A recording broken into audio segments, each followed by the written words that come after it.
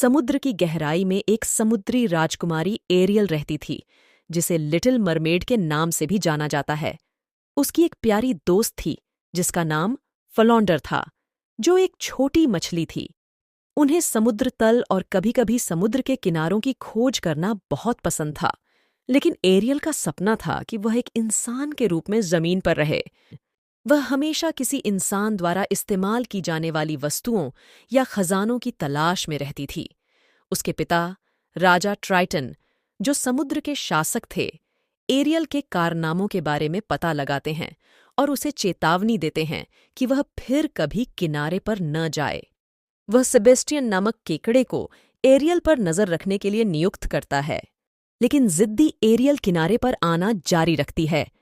एक रात एक भयानक तूफान समुद्र के पार एक जहाज को बहा ले जाता है और एक युवक, एरिक, समुद्र में गिर जाता है। एरियल एरिक को बचाती है और उसे किनारे पर खींचती है।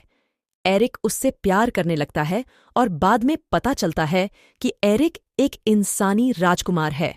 एरियल फिर से एरिक से मिलने के लिए बेताब है और मदद के लिए एक समुद्री चुड़ैल उर्सुला से संपर्क करती है।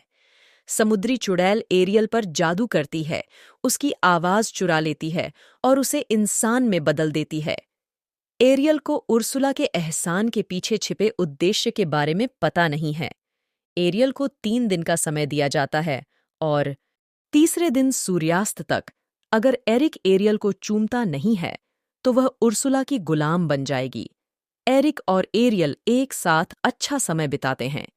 उर्सुला, वेनेसा नामक एक युवा सुंदर लड़की के रूप में प्रच्छन्न होकर राजकुमार एरिक पर जादू करती है और उसे अपने प्यार में डाल देती है। वे एक दूसरे से शादी करने का फैसला करते हैं, जिससे एरियल निराश हो जाती। एरियल के दोस्तों को पता चलता है कि वेनेसा उर्सुला है और वे उसे इसके बारे में चेतावनी देते हैं। सेबेस्टियन एरियल के पिता राजा ट्राइटन को खोजने जाता है, जबकि एरियल और फ्लॉन्डर राजकुमार एरिक के क्रूज को पकड़ने के लिए जल्दी करते हैं। एरियल शादी रोक देती है और दुष्ट चुड़ैल से अपनी आवाज वापस ले लेती है। लेकिन जैसे ही तीसरे दिन सूरज ढलता है, एरियल और एरिक एक दूसरे को चूम नहीं पाते और वह फिर से जल परी में बदल जाती है। एरियल को बचाने के लिए राजा ट्राइटन उर्सुला को शक्तियां देता है और उसका गुलाम बन जाता है। राजकुमार उर्सुला से लड़ता है और उसका दिल चीरकर उसे नष्ट कर देता है। अब राजा ट्राइटन अपनी शक्तियां वापस पा लेता है। उनके प्यार को देखकर राजा एरियल की इच्छा पूरी करता है और वह एक इंसान बन जाती है।